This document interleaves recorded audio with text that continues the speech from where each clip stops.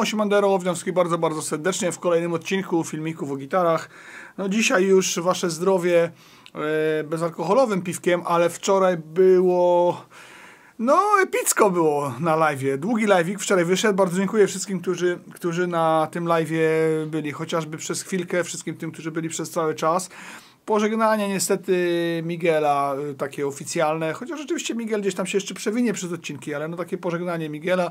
Fajnie wyszło na końcu, całkiem niezłe rozkminy, więc słuchajcie, no fajne są te live'y. Ja nie chcę ich robić też tak za często, żeby one się nie przejadły. Myślę, że takie 4-5 live'ów w roku to jest taki maks, który warto robić, może 6, tak co 2 miesiące. Zobaczymy zresztą jak to będzie. To wszystko w zależności oczywiście od czasu, ale wasze zdrowie, wszystkich tych, którzy na tym live'ie nie byli.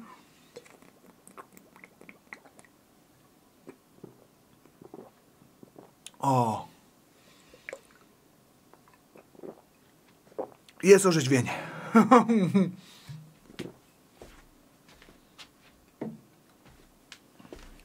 Dzisiejszy odcinek powstał we współpracy z salonami muzycznymi Riff. Oczywiście w moim imieniu zapraszam was do tego, żebyście wpadali do salonów muzycznych Riff. Pewnie teraz jest tam jakiś czarny piątek, ale też przy okazji chciałem powiedzieć, że do końca roku jeszcze jest ta zniżka 2% dla was, 3% dla mnie od każdych zakupów. Kod i wszystkie linki do zniżek i wszystko jest w opisie, więc skorzystajcie, jeżeli macie ochotę, sprawdźcie, czy coś tam warto kupić, warto sobie z tej ceny coś urwać i przy okazji, czy warto pomóc kanałowi. Zobaczymy, czy ta cała akcja będzie się dalej ciągnęła w przyszłym roku, czy będzie wyglądała tak samo. Na razie eksperymentalnie zrobiliśmy to właśnie w ten sposób. Może zrobimy to w inny sposób. Może będzie tylko tak, że będziecie mieli znowu zniżkę, a ja z tego nic nie będę miał. Zobaczymy. W każdym razie no jest to coś, co próbuję zawsze dla was gdzieś tam urwać. Jak rozmawiam z kimś, kto współpracuje ze mną, z jakąś firmą, to zawsze myślę o widzach. No ale wracamy już sobie, a właściwie przechodzimy do gitary. Słyszeliście już ją nagraną na Bossie, jaki to jest ten Boss? ME90. Na tym Bossie ME90 już można było sobie sprawdzić, jak ona przez chwilkę gada w riffach. Te riffy też zagrałem jako pewnego rodzaju nawiązanie do któregoś tam wątku z wczorajszego live'a. No jest to raczej gitara do szatanienia.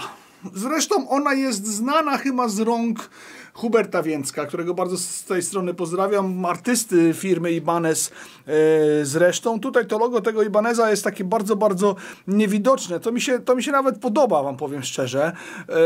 No bo to jest, wiecie, wyższa szkoła jazdy polegająca na tym, że no po kształcie główki ją poznacie. Tu jest logo Ibanez, oczywiście, takie ciemne, matowe. W ogóle cała ta gitara jest taka czarna i matowa, no i niestety oczywiście tak, będzie się wycierać, no ale taki urok, kto takie gitary ma, ten o tym wie, że te gitary się Ziuta Stafinaf się do mnie odezwał, że te gitary się tak lubią robić, one się będą się rysowały, no to jest urok. Kupujemy sobie matową, czarną gitarę, w ten sposób właśnie to będzie wyglądało. No tutaj już bardziej czarno nie może być. Mogłyby być jeszcze tak, czarna nakrętka od przełącznika i z tyłu mogłyby być czarne sprężyny. Można byłoby jeszcze sobie założyć czarne struny od DR-a na przykład. DR ma takie czarne struny, ale tu wszystko jest po prostu najczarniejsze z czarnych, już nie powtarzając tego żartu, albo mówiąc go po raz ostatni,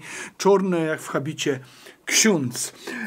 Nawet nie ma markerów na podstrunnicy, więc to też jest ciekawe.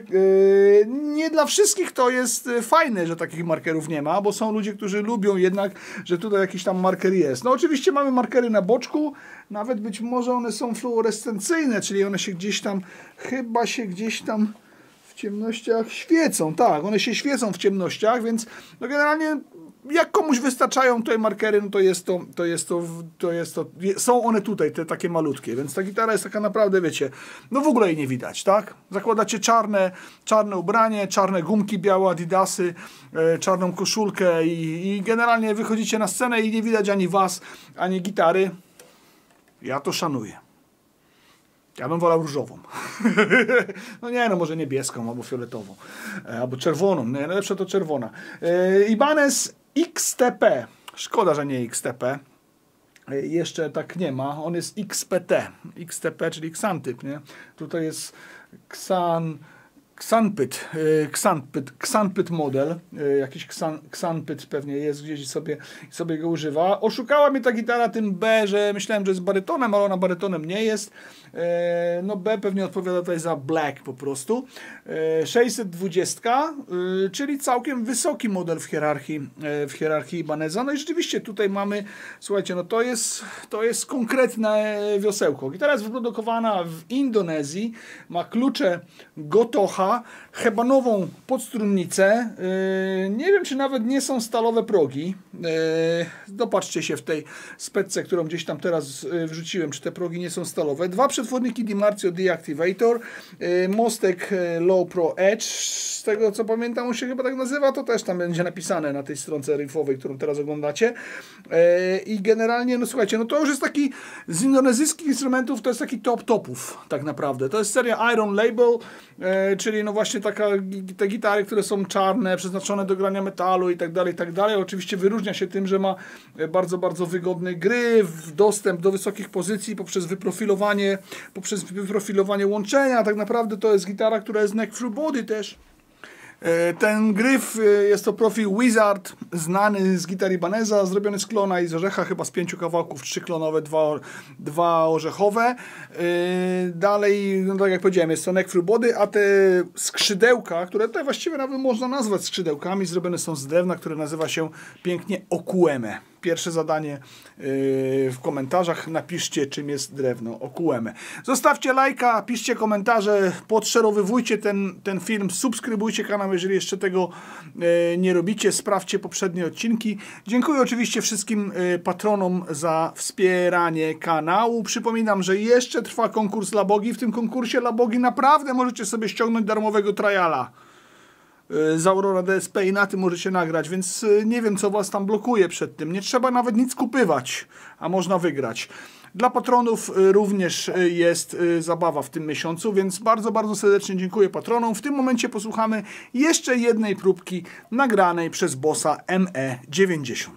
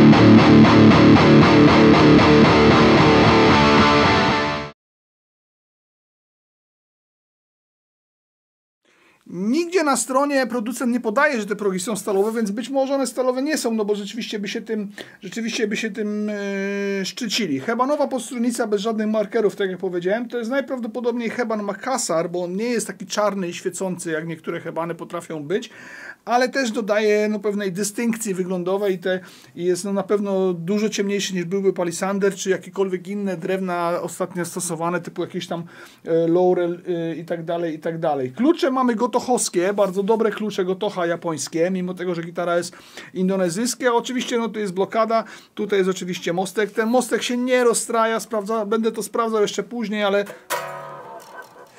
nic tu się nie dzieje złego. Jest taki moment takiego puchnięcia gdzieś. Najprawdopodobniej trzeba po prostu sprawdzić, jak te sprężyny są tam poukładane, sprawdzić, czy tam nic się gdzieś nie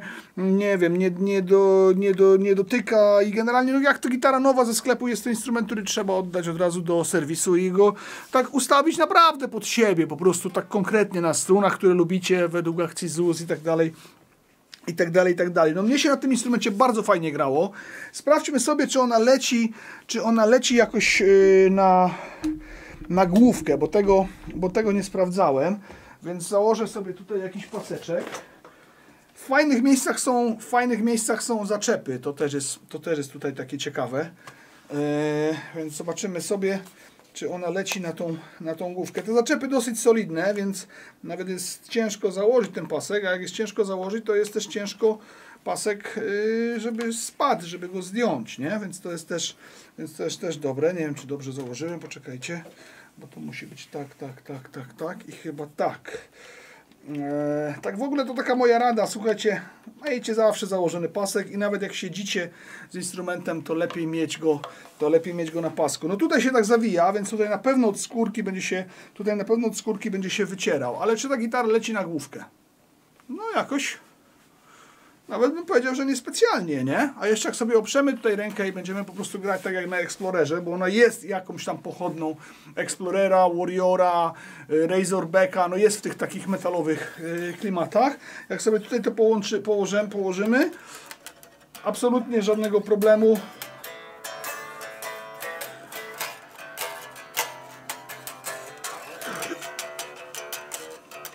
I można łoić, i można machać głową. Jak się ma włosy, to nawet można włosami machać.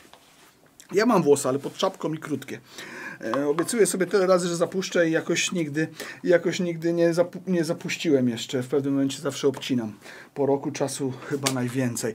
Słuchajcie, no oglądacie też ten instrument, oglądacie go też na bardzo poważnych zbliżkach takich, wiecie, tych close-upowych, więc tutaj nie ma żadnego oszustwa. Jak mówię, ten najprawdopodobniej jest outletowy, bo on do mnie już przyszedł taki porysowany, taki outletowy jak jest, no to oczywiście wiadomo, że ten mój kod nie działa, że działa on tylko na takie rzeczy, wiecie, no jakieś tam restrykcje zawsze są, ale jak widziałem na stronie Rifu, to za okolice 5 takiego outleta można wyrwać. Za taką 5 to jest w tym momencie, jeżeli no, nówka, niby outlet, ale nówka, tak? Nowa linia gitar, nowa gitara, wiecie, to taka sklepowa, nieużywana, za taką 5 to jest to całkiem niezły instrument. Posłuchamy sobie kolejnego wzmacniacza, pierwszego właściwie wzmacniacza. Pierwszy wzmacniacz to będzie moja Mesa Boogie Mark 5. 3 kanały, najpierw trzeci, potem drugi, potem pierwszy, ten taki najbardziej fenderowski. Posłuchajcie.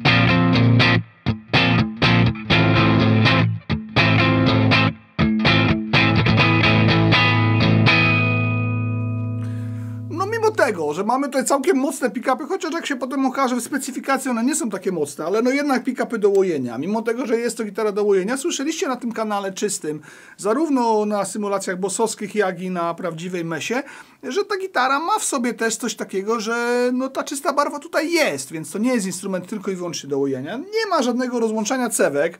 Pewnie można byłoby to zrobić i wyprowadzić tutaj jakiegoś push-pula i sobie ją w ten sposób zupgrade'ować.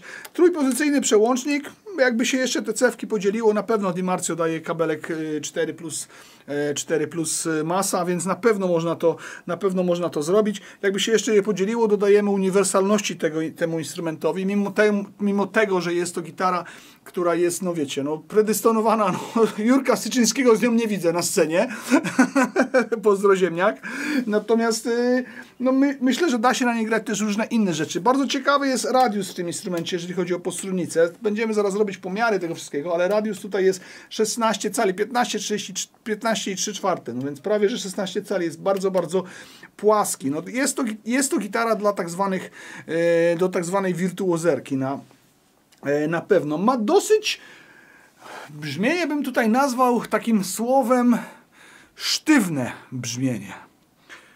Twarde, sztywne, zwarte brzmienie ten instrument ma. Tak jak powiedziałem, potem jeszcze powiem, jakie różne inne modyfikacje zrobił. No ja bym tutaj rozłączył te cewki to na 100%. Wsadziłbym sobie również tutaj w tym instrumencie gąbeczkę. Bo te sprężynki potrafią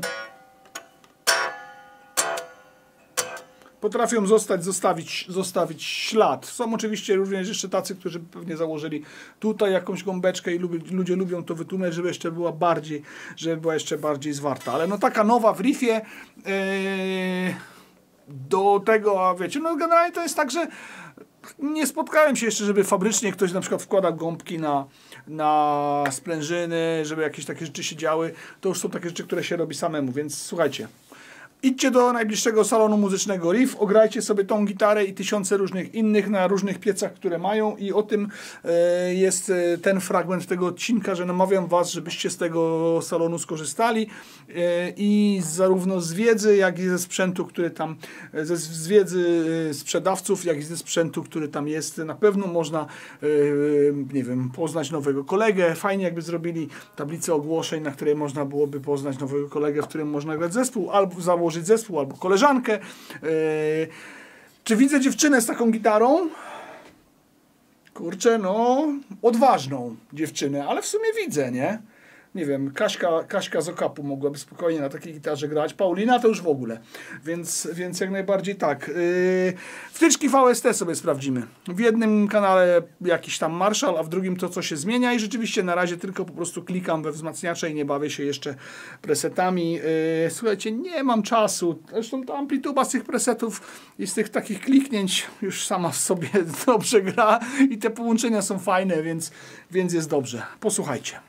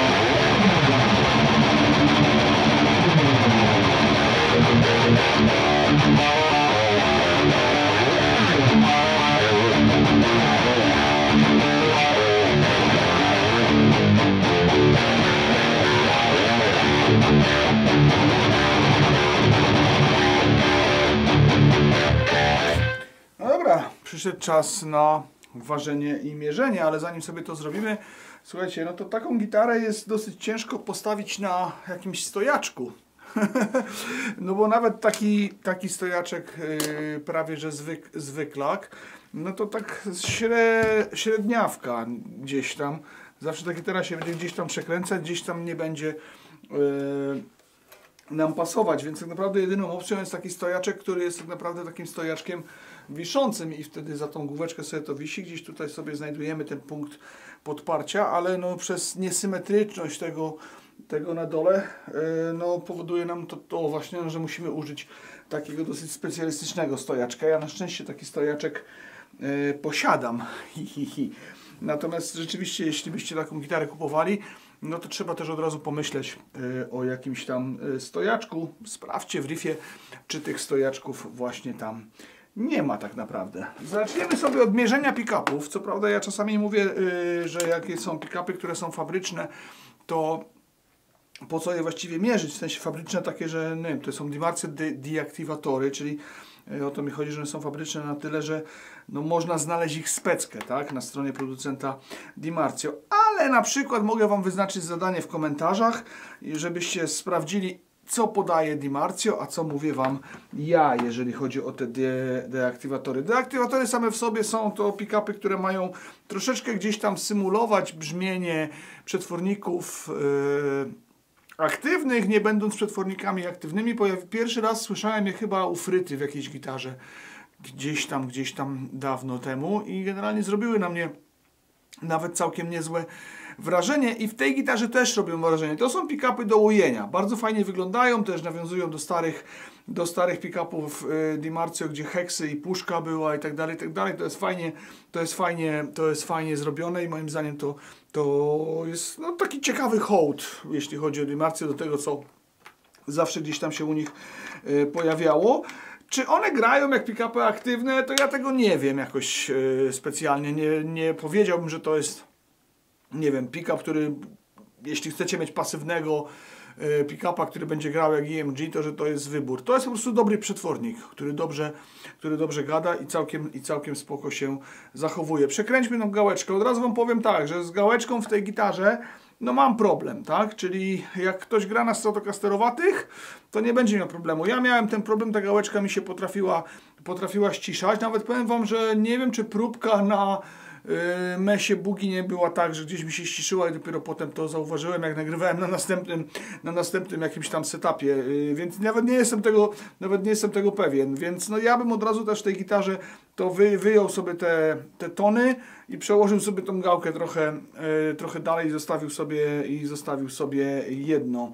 Słuchajcie, wcale nie jest jakoś specjalnie za dużo, bo tutaj wychodzi 10,59, jeżeli chodzi o przetwornik bridge'owy, to wcale nie jest jakoś specjalnie dużo, a przetwornik dychowy ma 7,40, więc powiem Wam, że tak, po tym jak te przetworniki grają, jak nasycają, jak przesterowywują wzmacniacz, chociażby to właśnie było na tej mesie słychać, na tym takim kanale fenderowatym, ja sobie go tak nazywam, no to myślałem, że tam będzie jednak takie 15, 16, nawet może no 13 minimum. Tutaj jest to 10 z hakiem tych kiloohmów.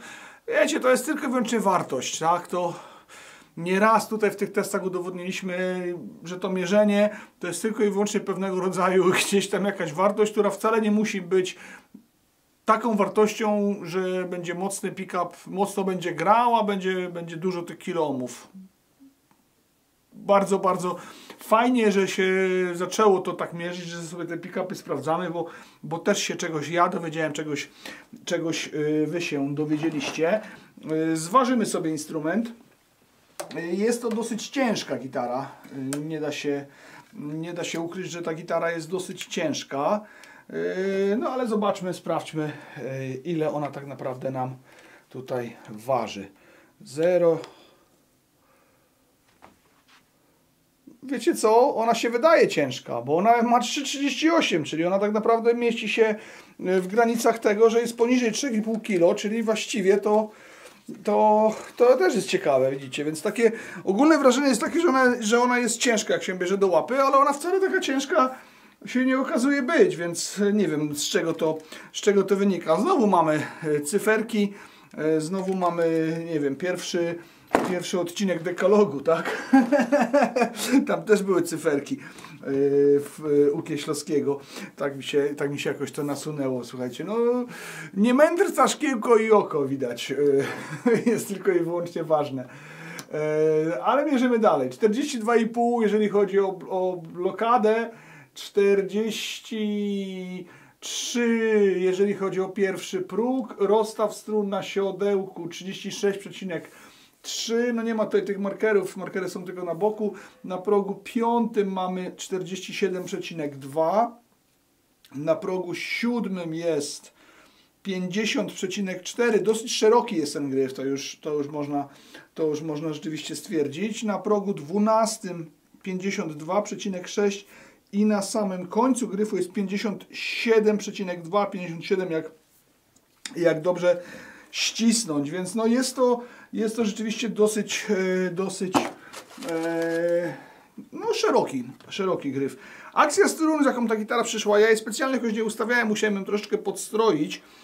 Mnie się wydaje, że w ogóle tutaj w tej gitarze to jest lekka łódeczka, bo ona mi troszeczkę gdzieś tam, no tak, można by troszeczkę ten gryf może podprostować, można by go gdzieś tam, leciutko bym go podprostował, jak tak sobie na niego patrzę, bo na przykład przy tej akcji strun, która tutaj jest, w tych wysokich pozycjach, siada mi ta gitara, więc jakby troszeczkę, wiecie, zniwelować tutaj tą wypukłość, to mogłoby się to zmniejszyć. Też nie wiem, czy to nie jest jakoś w ogóle ultra nisko. Zaraz sobie też sprawdzimy. No słuchajcie, jest dosyć nisko jednak, bo to jest 1 mm na 12 progu na 1,75. Ja lubię taką akcję strun, ale tutaj trzeba byłoby troszeczkę skorygować to jednak gryfem i myślę też, że takie podniesienie tego na 1, jakby to podnieść tego 0,1, 0,2, to wtedy też by to zniknęło i byłoby cały czas poniżej 1,5, czyli poniżej szkolnej akcja cały czas całkiem nieźle. No w tym momencie jest takie 1 mm. Ja bym zrobił to na 1,2 i wtedy myślę, żeby to zniknęło. Tutaj jest 1,75. Też bym tutaj akurat na tych basowych stronach mógłbym spokojnie mieć 2 mm i myślę, że wtedy to by zgasło. Jak to gitara nowa? Słuchajcie, no to jest to gitara, do wypolerowania są progi, do konserwacji jest podstrunnica, do wymiany są struny w tej gitarze są w bardzo kiepskim stanie, ale słuchajcie, no to są gitary, które grają. Z tego co mi się wydaje, ta gitara jest gitarą outletową. Może tak być, że to jest gitara outletowa, no bo ona przyszła do mnie już z ryskami jakimiś, oczywiście no jest ufajdana jak to tematowe instrumenty, więc ona chyba jest taka sklepowa. Wszystkie te, które wiszą w sklepie, no słuchajcie, idziecie do sklepu, gdzieś tam męczycie te instrumenty, no i one cierpią, tak?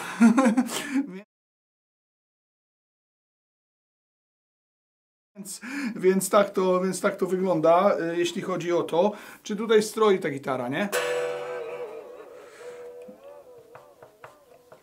Dobrze, że nie ma tego ZPS-a, tam całego tego systemu takiego, tu jest po prostu normalny edge. Nie powinien być żaden problem z tym mostkiem. Też mówię, no struny trochę lepsze by na pewno tutaj spowodowały, że on by lepiej pracował. Sprawdzimy sobie to zaraz na...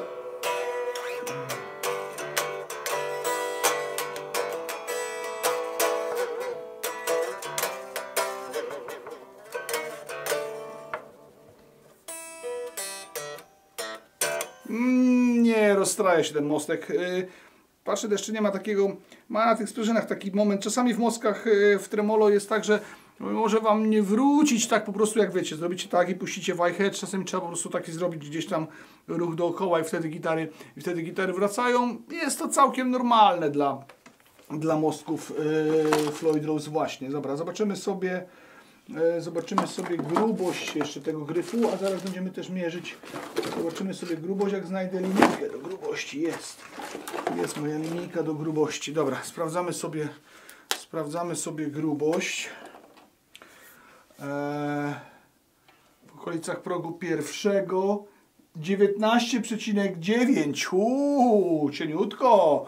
Listeweczka, a nie wydaje się, znowu ciekawostka, bo nie wydaje się, że ten gryf jest taki wiecie, bardzo, bardzo płaskie, a jest jeden z cieńszych, jakie się w ogóle tutaj ostatnio gdzieś tam pojawiły. 21 mm na progu 5, na 7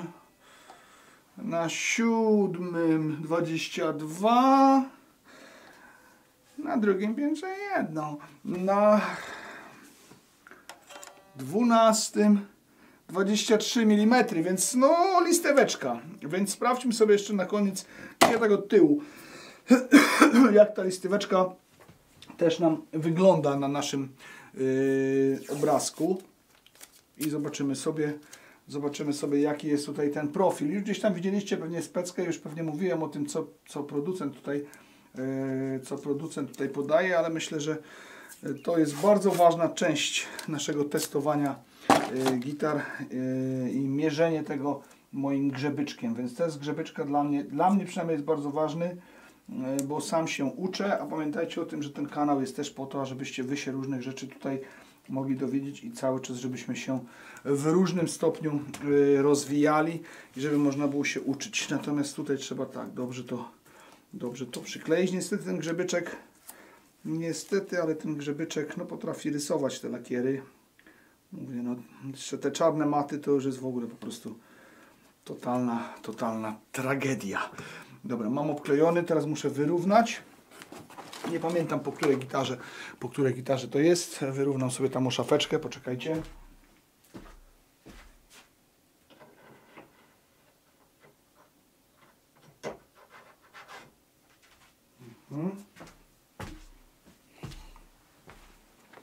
Więc okolice progu pierwszego. No tak, no płaski, kurde. I okolice progu 12. Płaski, nowoczesne gry. W ten 12 mi tak chyba trochę wyszedł. Nigdy nie wiem, czy to wychodzi krzywo, czy nie krzywo. Sami też ocencie. To jest próg pierwszy. Tak nam się prezentuje ten profil, tak jak w negatywie, w pozytywie.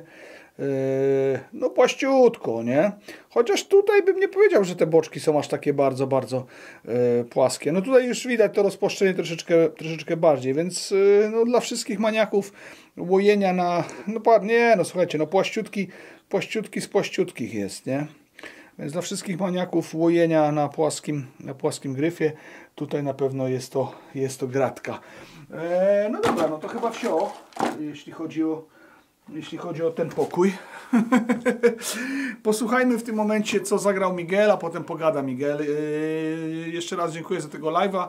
Miguel jeszcze gdzieś tam się pojawi, jeszcze nagraliśmy jakieś rzeczy, no ale w momencie, jak już będziecie go oglądać od przyszłego tygodnia gdzieś na kanale, no to on już będzie w Gdańsku. Więc jak macie ochotę zapoznać się z Miguelem, piszcie do niego, on na pewno bardzo chętnie wkręci się w gdańskie środowisko. Chętnie, nie wiem, pouczy się z kimś grać na gitarze, kogoś pouczy grać na gitarze, pogra w jakiejś kapeli, powymienia doświadczenia. Poznaliście go już na tym kanale, myślę, że jest spoko kolesiem, warto się z nim zakolegować. Będzie mi bardzo miło, jeżeli ktoś z Fogowiczów z Miguelem złapie w Gdańsku kontakt, może nawet jakiś kontrakt. Posłuchajcie Miguela, na Labodze pograł. Na Labodze, bo bardzo by chciał mi tą Labodę zabrać, ale mu nie dam.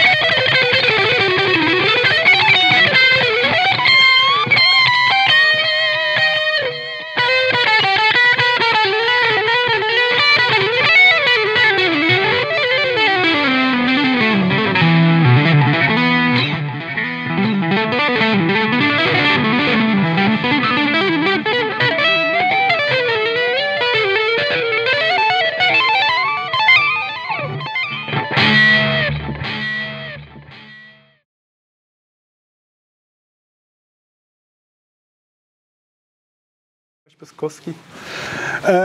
No dobra. Na tym to chciałeś bardzo pograć, nie? Tak. Mimo tego, że nie lubimy tutaj czarnych gitar. Ale ja też nie jestem fanem takich korpusów. No.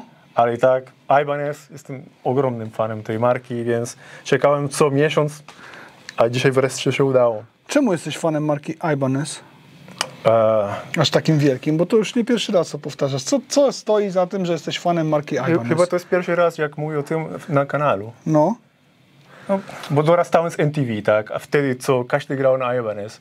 Wszystkie zespoły nu metalowe, Korn, Limp Bizkit, Linkin Park, a potem Steve Vai, Joe Satriani, Petrucci. To chyba wcześniej Steve Vai, Joe Satriani, Petrucci. Ale potem trafiłem do nich. Albo równolegle. Że trafiłeś później do nich. Mój ulubiony gitarzysty grają na Ibanez, więc czemu nie? Ale nie o to chodzi chyba teraz. Bo co?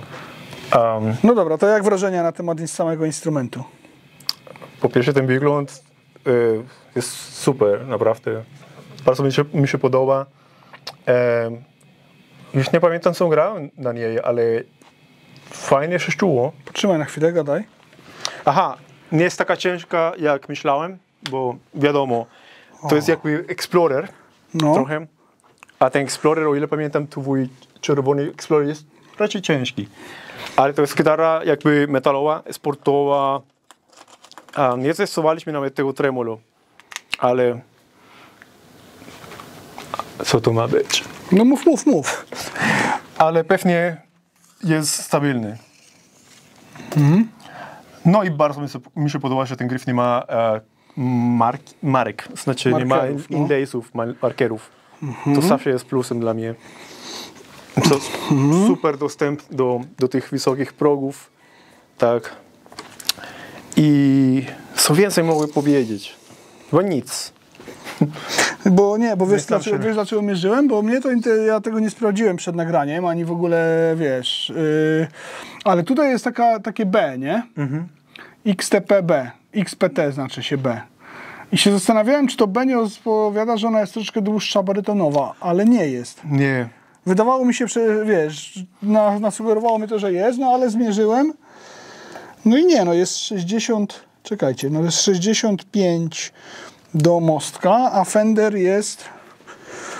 Nawet nie wygląda na taką barytoną. A Fender jest 65. No nie wiem, no ale takie jakieś miałem, wiesz, też takie, nie sprawdzając, tak się zasugerowałem, że może tak jest, że tam, nie wiem, ocali jest dłuższa czy coś, no ale nie jest, nie? Nie powinna być, bo to jest model tego Muhammeda Suchmesa, Necrophagist. Aha. I o ile wiem, on nigdy nie grał na barytonach. Najwyższy na 7-strunowej gitarze. To katalog Ibaneza i tych wszystkich artystów to na pamięć w głowie masz, nie? W jednym palcu. On tak mówi, ale to jest... Ale nie, zawsze jak jest Ibanez, to zawsze wiesz, czyja to jest sygnatura i tak dalej, tak, i tak dalej, tak. nie? Ja na przykład nie wiem, co to jest za gitarzysta, nawet nie wiem, co to jest za zespół, o którym mówisz. Necrophagist z Niemiec? Znam nazwę, ale to... Bardzo znany death metalowy, melodic metal, death metal. Już nie są aktywni, ale to jest właśnie jego model. O ile wiem, może się mylę. Tak. W każdym razie super gitara metalowa, naprawdę. Kupiłbyś sobie? Tak. Łoiłbyś na takie, mimo że to nie twój kształt? Ale gdybym musiał grać metal, to myślę na takiej. Na piracki metal na takiej gitarze da się grać? Piracki metal, czy jest coś takiego? No, puszczałeś mi ostatnio kawałki pirackiego metalu, więc jest. To było power metal raczej. A to nie jest to samo? Nie, bo w power metalu walczysz przeciw smoków, ale w pirackim metalu walczysz przeciwko krakenowi. Tak. Aha, no rozumiem. To jest taka drobna różnica. Czyli smoki morskie i smoki latające. Tylko ciekawe, który metal jest bardziej, jak co mówią ostatnio, szybszy albo bardziej ciekawy. A ciekawy to na przykład thrash metal jest bardziej. Tak, ale więcej tymi... Albo new metal jest na przykład bardziej ciekawy też. Pewnie bardziej niż piracki metal. Tak. No więcej nie mogę powiedzieć, a chyba jest... Nie, to nie jest na baterię, to jest tutaj do gniazdka. Nie, w ogóle ktoś się pytał ostatnio, to od razu odpowiemy też, o którąś z gitar Ibaneza i te Ibanezy mają takie, ty też masz tutaj swoje esse, nie? Takie charakterystyczne wejście. Czy Nux ten bezprzewodowy w to wejdzie? Bezproblemowo. Nawet lepiej niż do Gibsona. Więc to tak. Podsumowując, dziękując za uwagę, możecie napisać czarniejsza nie będzie w komentarzu, żeby udowodnić, że tutaj byliście na samym końcu tego odcinka.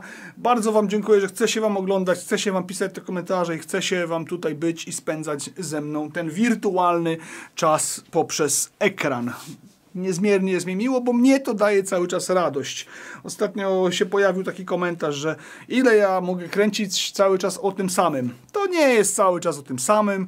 Cały czas to są nowe kształty, nowe rzeczy, nowa wiedza, nowe niuanse, których się można dowiedzieć. Ostatnio również Gajos się pytał, skąd ja mam cały czas ten entuzjazm do gitar. Nie wiem skąd, ale mam.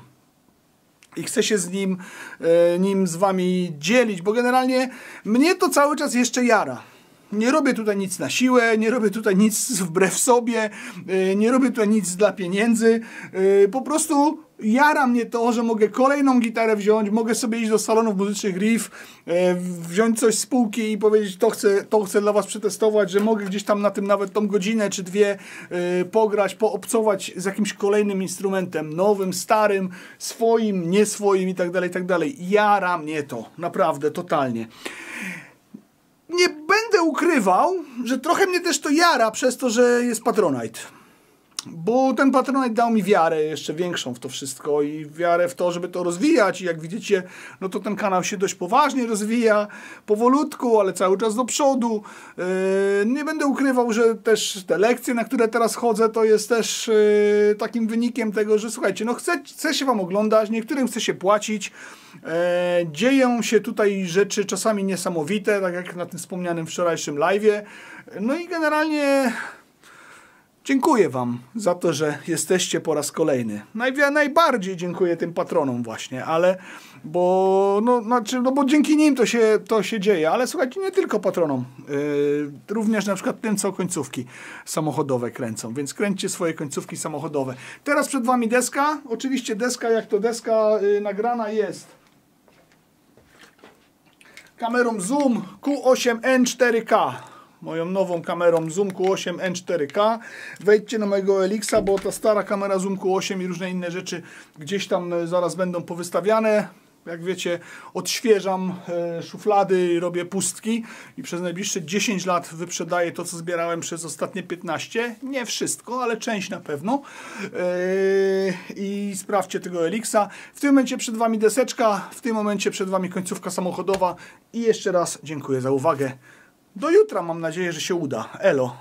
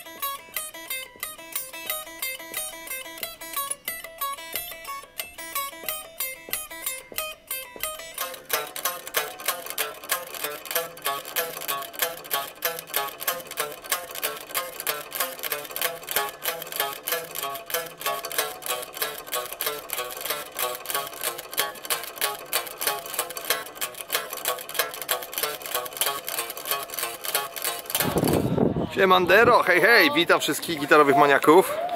Dzisiaj będzie w kąciku samolotowym będzie samochód, albo i odwrotnie. Mianowicie podjechał tutaj sobie Mercedes. Dobry Mercedes, nie jest zły, a już zwłaszcza jak jest to z 67 roku zadbany 250S. Nareszcie zadbane auto tutaj w okolicy. A dlatego, że to jest auto, które jest w jakimś klubie członkowskim Mercedesów lokalnym. I jest po prostu zadbane. No to takie felgusie, znaczy te kapselki, to ja pamiętam. Oczywiście w starszych modelach, ale to już robiło wrażenie wtedy. Piękna sztuka, kapselki są, proszę bardzo. Świecą się, to w ogóle wszystko się świeci przepięknie jak psu jajca. Jest fantastyczne.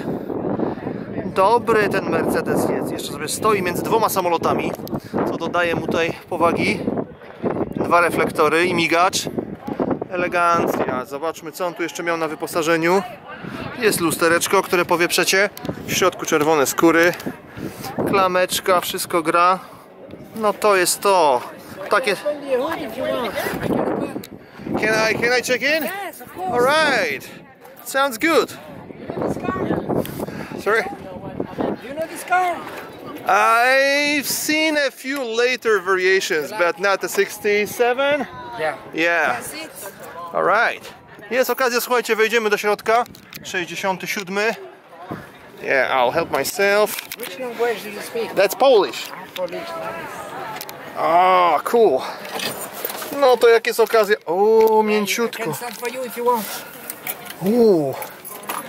Dzisiaj będzie dłuższy odcinek. Yeah, you can accelerate. Accelerator on the right. On the right. Right. Yeah. Accelerate. Yes.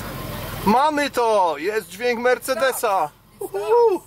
That's a real car. Yes. It's This not is just real like stuff. Pięknie. Yeah. the engine if you want. Sure. Let's do it. And look at the horn. You can push it here. Here. O. Cool. Ale dzisiaj się wydarza dużo w kąciku samochodowym. Yeah.